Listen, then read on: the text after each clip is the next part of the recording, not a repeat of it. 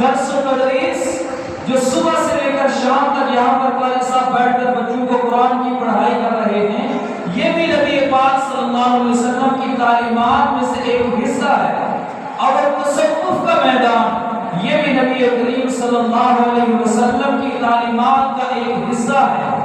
نبی پاک صلی اللہ علیہ وسلم کے لیے جو مشہور ہے لَقَدْ مَنَّ اللَّهُ عَلَى الْمُؤْمِنِينَ إِذْ بَعَثَ فِيهِمْ رَسُولًا مِنْ أَنفُسِهِمْ يَتْلُو عَلَيْهِمْ آيَاتِهِ وَيُزَكِّيهِمْ وَيُعَلِّمُهُمُ الْكِتَابَ وَالْحِكْمَةَ۔ اس آیت کے اندر اللہ کے نبی کے آنے کا پورا مقصد بیان کیا گیا ہے، جس میں درس و تدریس بھی ہے، جس میں تعلیم و تعلم بھی ہے، جس کے اندر سیاست و حکمت بھی ہے، اور جس کے اندر تصوف بھی ہے، جس کے اندر تزکیہ ہے۔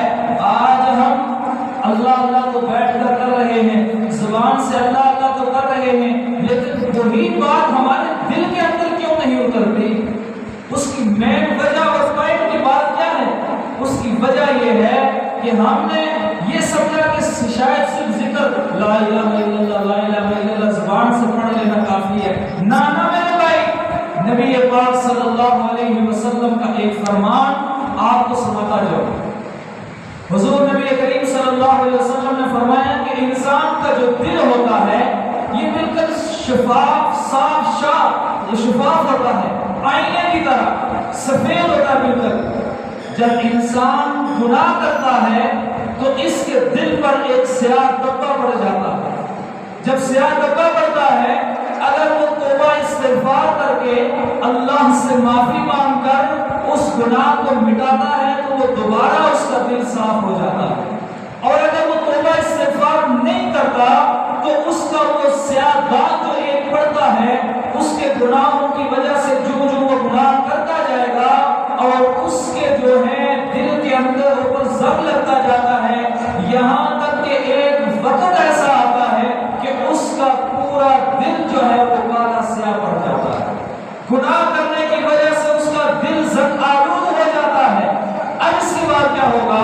جب زنگ آلود دل ہو گیا تو اس کو صاف کرنے کے لیے صرف زبان سے نہیں، اللہ اللہ کرنے سے زبان سے نہیں، بلکہ اس کو صاف کرنے کے لیے کسی اہل اللہ کے ہاتھ میں اپنا ہاتھ دے کر مکمل طور پر اس کی صفائی کیسے ہوگی؟ کسی اللہ کے ولی کے ہاتھ میں اپنا ہاتھ دے اور اس کو بتائے مجھے کوئی آدمی نصیحت کرتا ہے، مجھے اثر نہیں کرتی، میں بہت گنہگار انسان ہوں، میرے اندر جھوٹ فراڈ فریب دھوکہ بازی ہر قسم کے عیب پائے جاتے ہیں، بتائیے اب میں اس کا علاج کس طرح سے کروں، اپنے دل کا زنگ کیسے اتاروں؟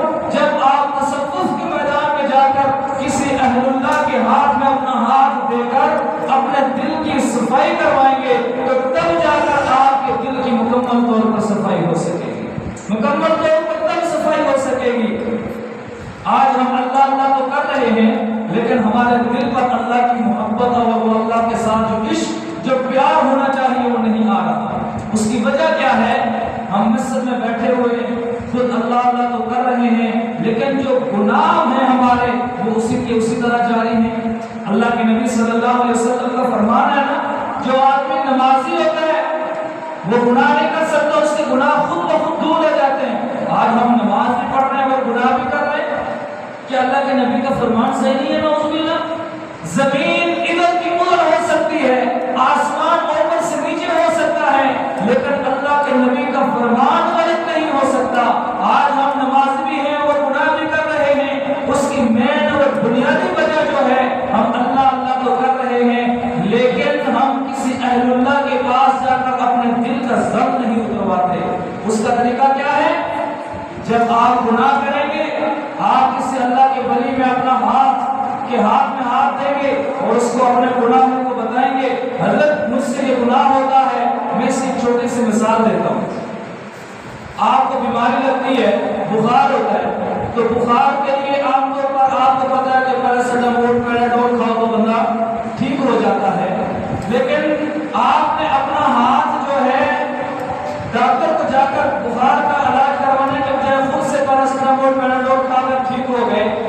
بظاہر وقتی آپ کو آرام تو ہو گیا لیکن آپ کے اندرونی حصے میں جسم میں ابھی بھی وہ بخار اسی طرح موجود ہے۔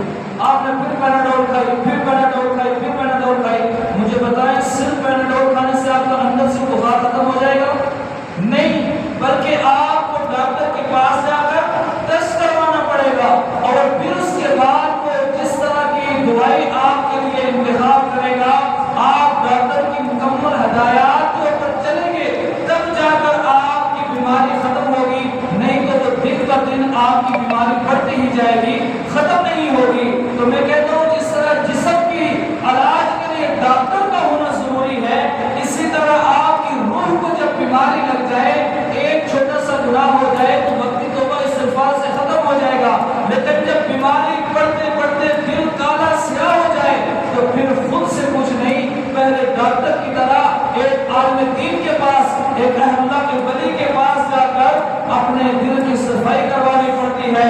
جب آپ ان کے ہاتھ میں ہاتھ دے کر پھر جس طرح کا وہ آپ کو ذکر اذکار بتائیں گے، جس طرح کا آپ کو تصوف بتائیں گے، اللہ صبح سے لے کر شام تک درود پاک کتنا پڑھنا ہے، اللہ اللہ کی ضربیں اپنے دل پر کتنی لگانی ہے، کلمہ تیسرا کلمہ کتنا پڑھنا ہے، جب آپ ان کے ہاتھ میں ہاتھ دیں گے اور پھر ڈاکٹر صرف دوائی نہیں دیتا، ساتھ ساتھ وہ پرہیز بھی بتاتا ہے یا نہیں بتاتا؟